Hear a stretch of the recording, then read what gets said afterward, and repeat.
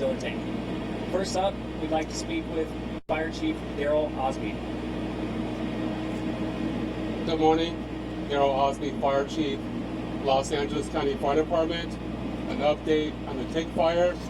Currently, we're at approximately 4,300 acres with 5% containment. We know that we have confirmed 6 structures lost. However, we know that number is going to rise today as we have our damage assessment teams out, as we're here doing an update and counting damaged and lost structures. Last night, after our press conference, we had an additional 800 acres burned. We had significant and erratic winds that were blowing at approximately 60 miles per hour at the ridge tops and approximately gusting at 40 miles per hour in the basin. The fire jumped the freeway, burning into Sand Canyon. Last night, we had all of our firefighters that were available and air attack copters combating the fire. Currently, we have over 600 firefighters on scene. We feel that we have the appropriate number of firefighters here to address the incident. We have over 15,000 structures throughout the footprint of this fire that are threatened, with over 40,000 people that are evacuated. Today's objectives are, number one, to work on containment. As I mentioned earlier, we have approximately 5% containment. We recognize that we're going to have winds blowing through today through the late afternoon, approximately 20 mile per hour winds with gusts up to 30 to 40 mile per hour. So we're going to work on containment. That's important because this evening, working into the weekend, we're expecting a wind shift. So we want to be able to work on containment, secure our communities, and keep the fire in this footprint. And when we do have a wind shift, we don't want the fire to back behind us or back into the forest. I know that there's been questions about repopulation in the fire. This afternoon, our firefighters will be working with our local law enforcement and CHP and addressing potential areas that can be repopulated. We are sensitive to the fact that people are unable to go home, but that decision is based on your safety. And once we go out and do an assessment to ensure that it's safe, then we will work with your local law enforcement to let affected communities repopulate your communities, and that will be this afternoon. With that being stated, I'll let the rest of the cadre talk about evacuations. Thank you, Chief Osby. Next, we'd like to introduce from the 5th District, Supervisor Parker. Thank you, and I'm here to talk about the evacuation centers. Right now we've got College of the Canyon, over 500 people have presented themselves there. It's still open, but we are going to be opening up another evacuation center at the West Ranch High School, 26255 Valencia Boulevard in Santa Clarita. The fire chief just talked about the need to continue to have the evacuations in place.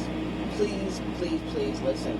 This is the largest evacuation that we've had in Santa Clarita. Over 50,000 last night. It could be more. This is being done to make sure that we protect not only life, but property, and also allow our firefighters and our first responders to get up there and fight these fires. We know that the erratic winds today, along with the over projected 90-degree weather, is going to cause a serious issue as it relates to fighting this fire. We need to work together. I've heard that there are individuals that are presenting themselves, and I want to thank our sheriff's deputies. They are presenting themselves saying they want to get through these barricades, and they're not being allowed to, and they're frustrated.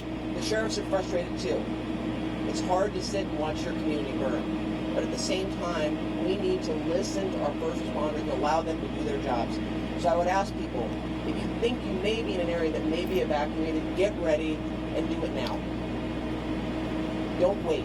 And if you've got large animals, get them out of there. If you wait till the last minute, you are going to be in a situation that is going to be a traffic jam, which I'm hearing a lot of people frustrated about that, but you have to be patient.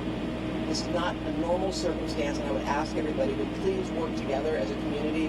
Santa Clarita, we work with the city of Santa Clarita, working with first responders. You'll see today we've got agencies coming in all over the state to help us out here, all in the Southern California region. I would ask you all to heed the advice of our first responders. If you have any additional questions or need information, you can go to lacounty.gov. We will be updating that website as it relates to where the evacuation is taking place. I know that the fire chief has said that they're going to be reevaluating between 1 and 2. We're not going to have an answer until later this afternoon. So please, College of the Canyon is open, and also the West Ranch High School.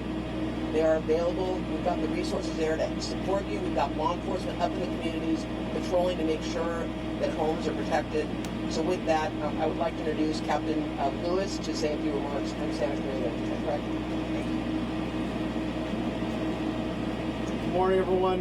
Captain Robert Lewis, Santa Cruz Valley Sheriff Station. Thank you all for being here to get the information out to the community as quickly as possible.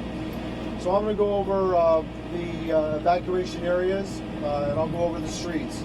So as of right now, the evacuation covers everything south of Bouquet Canyon Road, Vasquez Canyon Road, all the way down to Soledad Canyon. So on the north end, it's Vasquez Canyon, Bouquet Canyon. On the south end, it is Soledad Canyon. On the east and west fronts, the mandatory evacuations are from Whites Canyon and Plum Canyon, moving east all the way over to Sierra Highway and all the way up into Davenport Road. So those are the closures on that side. It also moves down into the Sand Canyon area.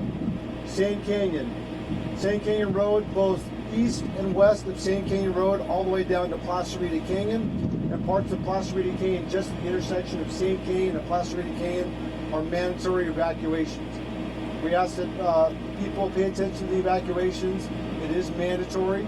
As the fire chief explained, we don't know which direction the fire is going to go. We have sufficient personnel in the area. One of the things I want to remind residents is that as you leave, make sure you bring all of your information with you. Identification, medications, anything that you need for future repopulation, as the fire chief mentioned. Some of the things that I want to talk about in regards to the mandatory evacuations.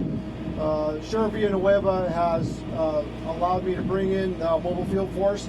Currently we have 163 personnel assigned to this fire. Out of the 163 personnel, we have many of our personnel in the field, on the streets, doing road closures, doing litter protection, being there as a public safety and for the protection of the community. Having driven through the fire area and the closed areas earlier, I still see that there were a lot of residents that decided to shelter in place. I ask that you do not be on the streets, and if you decided to shelter in place, please remain inside your homes and shelter in place.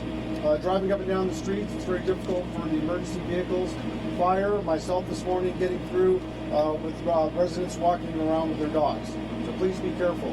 In addition, most of the personnel that we have brought in out of the 163 are not deputies who generally work in Santa Clarita Valley. And they are working the intersections and working hard. I ask that you be patient. They're not familiar with the streets as they check their identifications. Give them some time to check their IDs. Be patient with them as much as possible.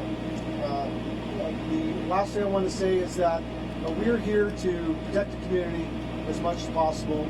And I do want to thank the residents out there. Many of them stopped, thanked me, said thank you residents for being part of the overall enforcement for us. Keep an eye on what's going on out there and also listening to what we're saying. It goes a long way for the residents to be able to listen and be partnering with us in the evacuation areas. And if we move into further evacuations or repopulations, please stay tuned to our websites and all of our social media in order to be in touch with what's being repopulated and what's possibly being evacuated even more. Thank you very much. Thank you, Captain Lewis. Next up, from California Highway Patrol, we have Captain Ed Cruzi. Hi, good morning. Currently we have the 14 freeway closed down between Escondido Canyon Road and Golden Valley Road. The fire burned up to the freeway yesterday and damaged some of the guardrails, so we do have Caltrans in the process of inspecting the damage to the freeway, and the fire department does have apparatus also working on the freeway. We'll open the freeway as soon as we can, but we must do so only when it's safe. The list of road closures for both the city, the freeways, and the county will be sent out on our Twitter account at CHP CHP has brought in additional resources throughout our Southern California area to assist with the fire. We have an excellent working relationship with both the fire and sheriff department, and we're coordinating our efforts to focus on our main mission, which is the protection of life and property. If you live in the area and have not been evacuated, it's a good time to make sure you're prepared. Make sure you know your alternate routes. The route you may already consider taking may not be available, so make sure you know more than one route away from your house. If you come across law enforcement personnel, please make sure you follow their instructions. Thank you. Thank you, Captain Cruzi. Up next for our Spanish viewers, we have Officer Jose Barrios, also from California Highway Patrol, to say a few statements in Spanish. Thank you. ¿Qué tal? Muy buenos días. Ahorita nomás les quiero repetir lo que dijo el capitán y el departamento de los sheriffs. Ahorita el 14 autopista está cerrado desde Escondido Canyon Road hasta la altura de Golden Valley. Y ahorita también queremos decir que el incendio, todos los fuegos que pasaron ayer, dañó muchas partes de la autopista y están revisando en qué condición está ahorita con el departamento de Caltrans. Cuando ellos determinen si está seguro para abrir las carreteras, ellos nos van a avisar y nosotros vamos a dar toda la información, además con la información que las carreteras están cerradas en el Twitter account de CHP7. Ahí pueden encontrar todas las carreteras que están cerradas y también le queremos dar muchas gracias al departamento del Sheriff's Department. Ellos estamos trabajando en mano con ellos para estar seguro que la seguridad de todo el público está bien con todos en la área. Queremos dar gracias a la ciudad también por el apoyo que nos están dando. También le queremos decir al público, si no le han decidido que salgan de sus casas, están viviendo en sus casas todavía, por favor, es buen tiempo de preparar. Por si acaso vamos a dar la orden de salirse de sus casas. Nosotros tratamos de dar toda la información al corriente y como les dije, la última cosa que quiero decir, si le decimos que se salgan de sus casas, por favor háganle caso a los departamentos de los sheriffs y también a la patrulla de caminos. Eso es una breve información de la patrulla de caminos. El departamento de los bomberos me preguntaron que les dé una información también en español. Este incendio ha quemado casi 4,300 acres y nomás tenemos 5% contaminamiento. Y ahorita tenemos, los bomberos tienen muchos problemas con el clima porque está haciendo mucho calor y también los vientos están muy fuertes y eso no nos están ayudando a combatir los fuegos. Ahorita también le queremos dar gracias que hay más de 574 bomberos en la área ayudando con esos incendios. Y ellos también son todas partes del estado de California. Y como les dije, ahorita estamos dándoles las gracias por responder a esta área como respondieron. Fue muy rápido y gracias por la ayuda que nos dieron. Y ahorita, como digo, a la noche los bomberos están batallando el incendio porque empezó de un lado del 14 autopista, de noche brincó al otro lado del 14 autopista. Eso es lo que están haciendo, están tratando de combatir ese incendio todavía. Por favor, hagan caso si les preguntan que si se salen de sus casas, con mucho cuidado. Acaban de abrir un nuevo lugar para donde se pueden esconder. Ese es West Ranch High School. La dirección es 26255 Valencia Boulevard en la ciudad de Santa Catarina. Y le queremos decir que los bomberos están batallando este incendio por los vientos que están muy fuertes ahorita. Y ahorita también tenemos que tener mucha paciencia y darles apoyo a todos los que les están ayudando. Eso es todo por ahorita. Si tienen unas preguntas, me pueden contactar después de la entrevista.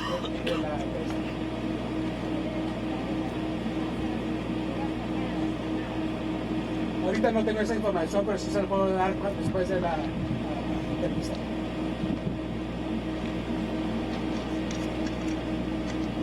Thank you, Officer Barrios. At this time, we'd like to say thank you to our members of our Unified Command behind it.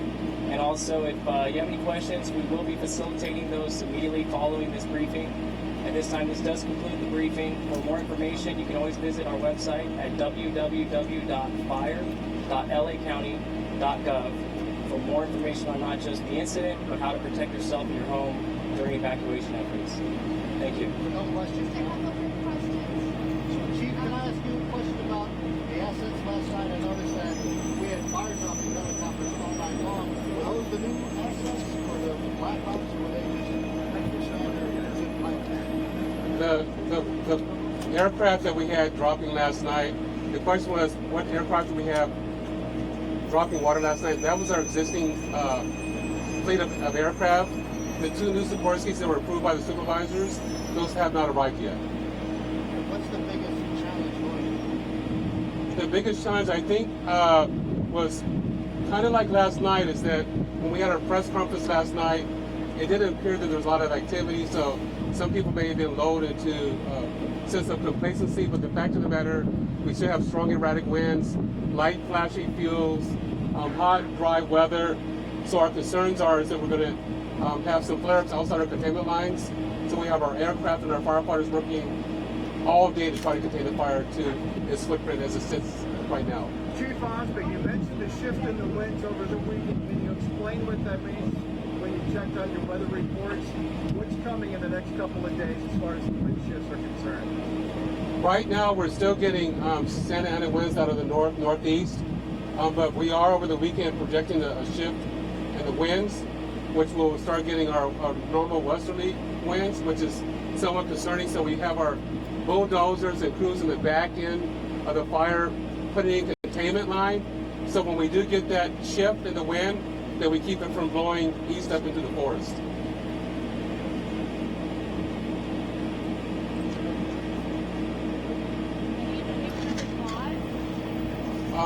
The cause for this fire and the other two fires in this region are still under investigation. Thank you again for your time.